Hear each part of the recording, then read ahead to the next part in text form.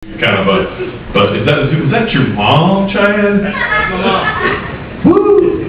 Alright, this next guy is not like the rest of these potty mouth comics. He doesn't use foul language because some people get offended by that kind of shit.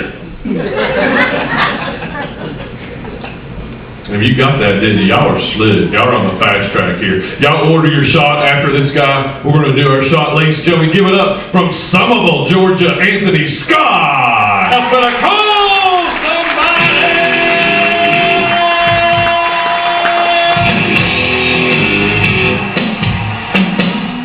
You know, many years ago, Jerry Garcia got drunk and had sex with a walrus, and that was the result.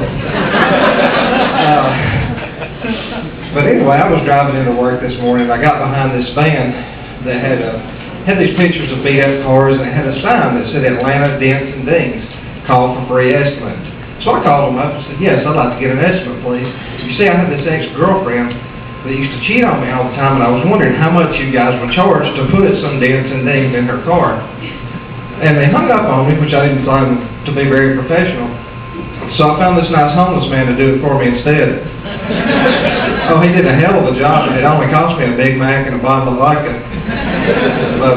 But speaking of ex-girlfriends, I remember I used to date this one girl. She was really good looking, but she was kind of strange.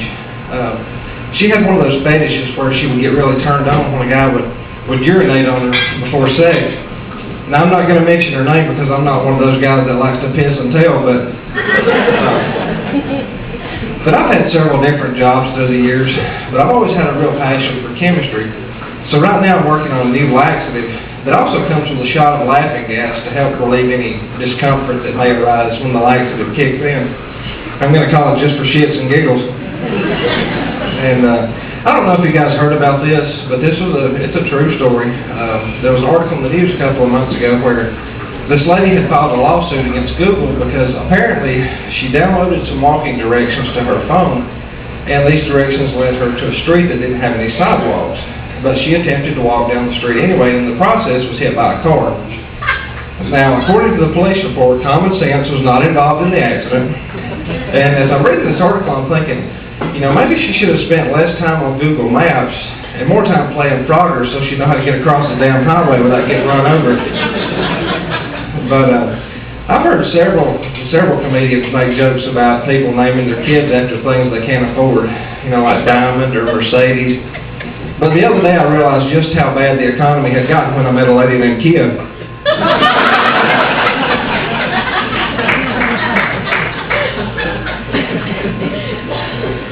But what I really hate is when celebrities get pregnant, because it seems like everybody has to sit around for the next 9 months wondering what kind of crazy-ass name they're going to give their kid.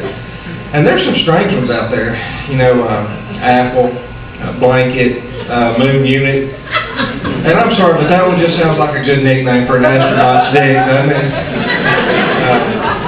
But really, the name that's always bothered me the most isn't a recent one. It goes way back to the days of black and white TV. And it's from that show, Leave It to Beaver, you know, Beaver Cleaver. Because every time I hear that name, it makes me think, you know, if it were physically possible to castrate a woman, that would be the tool you would use to do it. Oh yeah, couldn't you just see in some foreign country where they catch a married woman having an affair, and as punishment they give her castration. So they bring her in, strap her down to the table, and then the guards come in. Sir, the prisoner is ready. Bring in the beaver cleaver. Or, I mean, how they might say it would vary from country to country, but I'm married now, so I don't hunt beaver that much anymore. But back when I was single and still in good shape, I used to be a bit of a man whore. Well, I didn't get paid, so technically I was a man slut. But I can remember one time I was having an affair with this married woman, and I went to her house one day while her husband was at work, and we were just going at it. And then he walks in on us. So he gets pissed and starts screaming, "How could you sleep with my wife?" And the next thing you know, he's got a pistol pointed at me. But I tried to just stay cool and defuse the situation. I said, "Dad, just calm down and put the gun away, all right?" What can I say? I'm originally from Alabama, and that kind of shit happens over there. But you know, ever since that happened, my dad's been threatening to send Mom overseas and have her castrated with the beaver cleaver. But I'm actually starting up a website specifically for inbreeders. I'm going to call it blowdaddy.com. But one story that I always like to make fun of is that whole deal with John and Lorena Bobbitt and her giving him the chop. Because I can relate to John Bobbitt on a personal level. Because a couple of years ago, my wife actually chopped my penis off. And it was definitely a tragedy, but I'm the type of guy who tries to make the best out of every situation. So I got to thinking, maybe this isn't all bad. I'm finally able to suck my own dick. And that was a goal I had been trying to accomplish ever since I was a teenager. Because there's so few people that can do it. I figure Ron Jeremy could probably do it. And maybe Hillary Clinton, I don't know. But guys, if we're perfectly honest, it's something that we've all tried at some point in our lives. I mean, I saw this guy in the restaurant trying to do it just a few minutes ago. But after the initial excitement was over with, I still had to figure out what I was going to do about getting a new penis. So I called up the hospital, and they let me come down and look through the cadaver catalog so I could pick out a new one for a transplant. So I went down there and flipped through a few pages, and then I spotted the perfect penis. I mean, this thing was a damn monster. So I said, Doc, this is the one right here. Now, I just have one question about the surgery. Is there any way you can paint this thing white before you sew it on? Thank you. You guys have been terrific.